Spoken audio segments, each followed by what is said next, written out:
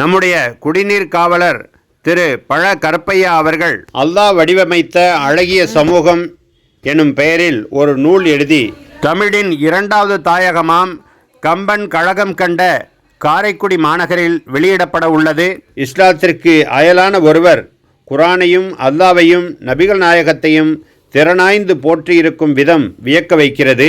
அது மட்டுமல்ல, இஸ்லாம் சமூகத்திற்கு கடந்த 12 ஆண்டுகளாக ஏற்பட்டுள்ள நெருக்கடிகளை பழக்கருப்பையா பார்க்கும் விதமும் அவற்றுக்கு அவர் சொல்லும் தீர்வும் தனித்தன்மையுடையவை.